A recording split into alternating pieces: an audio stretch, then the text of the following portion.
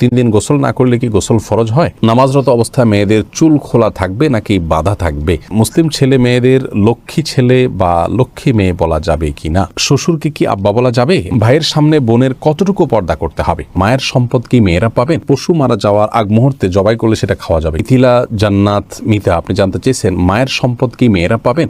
বোন মিথিলা, মায়ের সম্পদ মেয়েরা পাবেন, ঠিক বাবার সম্পদ যে হারে পান সে হারেই। আমরা অনেকেই মনে করি যে বাবার সম্পদের ভাগ বোধ হয় একভাবে হয়, মায়ের সম্পদের ভাগ বোধ হয় আরেকভাবে হয়। এটি ভুল ধারণা। মূলত বাবার সম্পদ ছেলে মেয়েরা যে হারে পান, ঠিক মায়ের সম্পদ থেকেও ছেলে মেয়েরা একই হারে পাবেন, কোন প্রকার বেশ কম নেই। সাইদা জাহান জানতে চেয়েছেন কারো যদি আলাদা দাঁত লাগানো থাকে মৃত্যুর পর তা খুলে ফেলতে হবে কি না?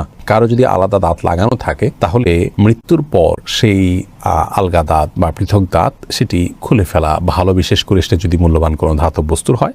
কিন্তু এটি আবশ্যক বা ফরজ ওয়াজিব কোনো বিষয় নয়। বিশেষ করে সাধারণ কোনো নর্মাল যদি কোনো হয় তাহলে সেক্ষেত্রে সেটি খুলে রাখা আবশ্যক নয়। এরপরে আব্দুল্লাহ আপনি প্রশ্ন করেছেন পশু মারা যাওয়ার আগ মুহূর্তে জবাই করলে সেটা খাওয়া যাবে কিনা? উত্তর হলো হ্যাঁ, খাওয়া যাবে। পশু যতক্ষণ পর্যন্ত তার মধ্যে প্রাণ আছে ততক্ষণ পর্যন্ত সেটি জবাই করলে খাওয়া যাবে। কোনো কারণে অ্যাক্সিডেন্ট হলো, পশু এখনো মারা যায়নি কিন্তু কিছুক্ষণ পরে মারা যাবে মনে হচ্ছে, এই মুহূর্তে জবাই করে দিলে সেটি খাওয়া যাবে। শারমিন আখতার আপনি জানতে চেয়েছেন নামাজরত অবস্থায় মেয়েদের চুল খোলা থাকবে নাকি বাঁধা থাকবে? নামাজরত অবস্থায় মেয়েদের চুল খোলাও থাকতে পারে, বাঁধাও থাকতে পারে। তবে খোলা থাকলে সেটি রুকু সিজদা এবং উঠা বসায় যদি ডিস্টার্বের কারণ হয়, সেই দৃষ্টিকোণ থেকে খোলা না রেখে বেঁধে রাখা উত্তম এবং ভালো। যেহেতু সলাতে একাগ্রতা নষ্ট হতে পারে এমন কাজ করা উচিত নয়। আর যদি এরকম কোনো ব্যাপার না থাকে, উঠা বসা রুকু সিজদাতে কোনো প্রকার সমস্যা না হয়, তাহলে তিনি চুল খোলা রেখেও নামাজ পড়তে পারেন। তবে চুল তাকে ঢেকে রাখতে হবে, অর্থাৎ বড় কোনো ওড়নার মাধ্যমে এই চুলগুলোকে ঢেকে রাখতে হবে। যিনি রুকুতে সিজদায় উঠা বসায় কোনো অবস্থাতে যেন চুলের কোনো অংশ প্রকাশিত না হয় সেদিকটি খেয়াল রাখতে হবে। আম্বিয়া খাতুন জানতে চেয়েছেন ভাইয়ের সামনে বোনের কতটুকু পর্দা করতে হবে? দেখুন, ভাইয়ের সামনে বোনের পর্দার বিষয়টি হলো একজন নারী অন্য নারীর সাথে যতটুকু খুলতে পারবেন, উন্মুক্ত করতে পারবেন, একজন মেয়ে মানুষ তার ভাইয়ের সামনে ততটুকু পর্দা খুলতে পারবেন, শরীরের সে অংশগুলো তিনি প্রদর্শন করতে পারবেন। এটাকে আমরা আরও স্পষ্ট করে যদি বলতে যাই তাহলে এভাবে বলতে পারি যে একজন নারী তার আপন ভাইয়ের সামনে তার শরীরের যে অঙ্গগুলো সচরাচর তিনি খুলে রাখেন, বাবা শরীরে খুলে রাখা হয় মাহরামদের সামনে, সেগুলো তার সামনে খুলে রাখতে পারবেন। যেমন চেহারা, মাথার চুল, এমনকি গলা, এগুলো খোলা রাখা যেতে পারে। হাতের গোছা, পাও, এগুলো আপনার ভাইয়ের সামনে আপনি খুলতে পারেন এবং বাবার সামনে এগুলো প্রদর্শন করতে পারেন। কিন্তু এর বাইরে আপনার আজকাল একটা নির্লজ্জতা আমরা দেখতে পাচ্ছি, সেটা হলো যে অনেক পরিবারে আপনার ভেতরে বাইরে নারীরা শর্ট পোশাক আশাক পরে থাকেন, সেটি কোনো অবস্থাতে জায়েজ নয় এবং সেটা আপন ভাইয়ের সামনে হলেও সেটি জায়েজ নয়, শুধুমাত্র স্বামীর সামনে সেটি জায়েজ হতে পারে। বিধায় এ ব্যাপারে আমাদের সাবধান হওয়া উচিত এবং দায়িত্বশীল থাকা উচিত। এরপরের প্রশ্ন হলো গোসলের পানির ছিটা কারো গায়ে পড়লে কি নাপাক হয়ে যাবে? উত্তর হলো গোসলের পানির ছিটা, সাধারণ পানির ছিটা যদি কারোর গায়ে গিয়ে পড়ে তাহলে সেটি নাপাক হবে না, তার শরীর নাপাক হবে না, কাপড়ের উপর লাগলে সে কাপড় নাপাক হবে না।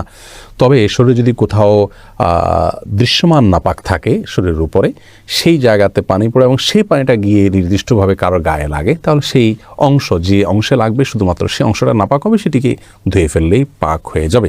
আর যদি এরকম দৃশ্যমান কোনো নাপাক না থাকে, জাস্ট তার গোসল ফরজ হয়েছে হয়তো, কিন্তু শরীরের উপরে কোনো দৃশ্যমান নাপাক নাই, তাহলে শরীরের উপরে যে পানি ব্যবহার করা হবে সেটা ছিটা গিয়ে অন্য কারো কাপড় পড়লে সেটি নাপাক হবে না। কারণ নাপাক দূর করার জন্য আমরা যে ওযু করি, গোসল করে থাকি, এই ব্যবহৃত পানি নাপাক হয়ে যায় না যদি সেখানে দৃশ্যমান নাপাক না থাকে।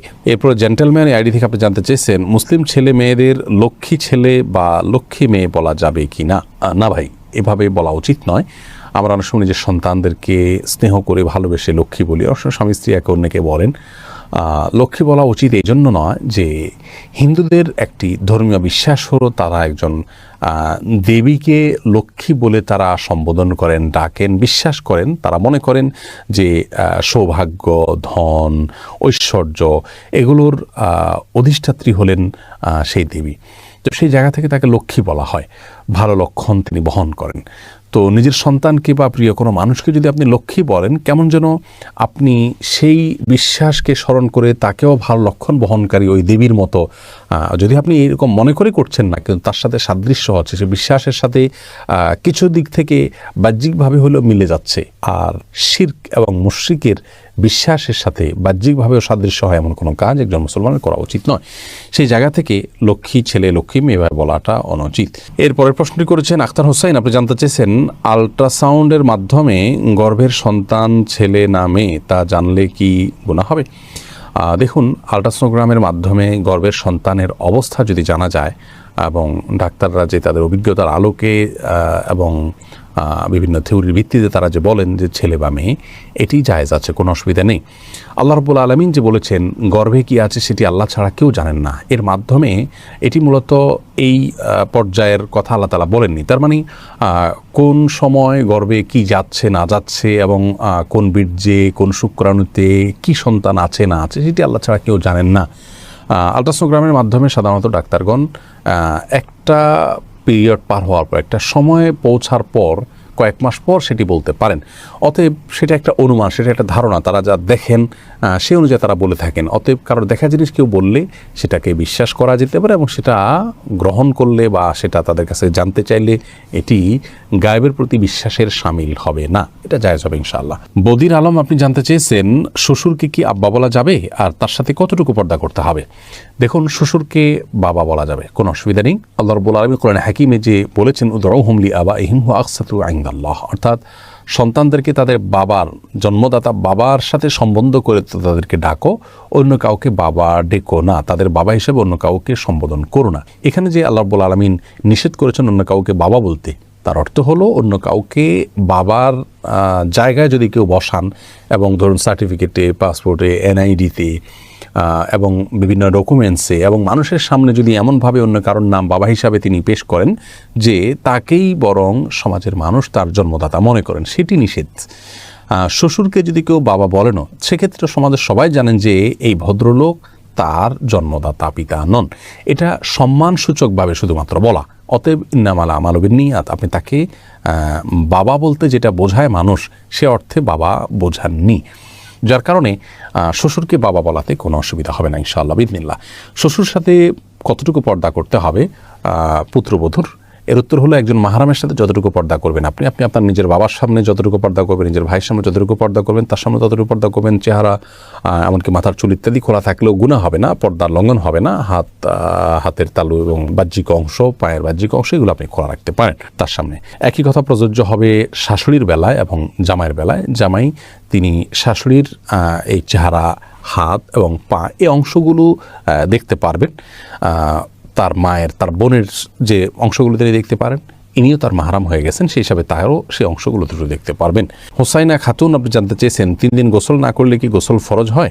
না, 3 দিন গোসল না করলে গোসল ফরজ হয় এমন কোনো কথা নেই। অনেকে মনে করেন যে 3 দিন বা এতদিন গোসল না করলে তখন গোসল করতে হয় ফরজ হিসেবে। গোসল ফরজ হয় শুধুমাত্র মেয়েরা মাসিক থেকে পবিত্র হলে এবং সন্তান প্রসব পরবর্তী যে ব্লিডিং আছে সেটি থেকে পবিত্র হলে এবং নারী পুরুষ উভয়ের বীর্যপাত হলে সহবাসের পর, এই জায়গাগুলোতে গোসল করা ফরজ বা আবশ্যক। এছাড়া এতদিন গোসল না করলে গোসল আবশ্যক হবে এমন কোনো কথা নেই। কেউ গোসল করা ছাড়া 5 দিন, 7 দিন, 10 দিনও যদি থাকেন তারপরেও গোসল ফরজ হয় না। তবে হ্যাঁ, এরকম দীর্ঘ সময় গোসল না করে থাকা এটা অনুচিত, কারণ পরিচ্ছন্নতা এটা ঈমানের অংশ, এটা নেকামলের অংশ। সেই জায়গা থেকে যত অল্প সময়ের মধ্যে সম্ভব, বিশেষ করে গায়ে যখন দুর্গন্ধ হয়, ঘামের গন্ধ হয়, তখন ঘামের গন্ধ এবং শরীরের ময়লা ইত্যাদি এগুলো দূর করবার জন্য গোসল করা উচিত। বিশেষ করে আজকাল আমরা মানুষের মাঝে যেতে হয়, মসজিদে যেতে হয়, তো শরীরে দুর্গন্ধ নিয়ে গেলে অন্যের কষ্টের কারণ হবে, সেই কারণে গোসল করা উচিত। সেটা 1 দিনে হোক, 2 দিনে হোক বা যতটুকু সময় সম্ভব, কিন্তু এত সময়ের মধ্যে না করলে গোসল করা ফরজ হয়ে যায় এমন কোনো কথা নেই।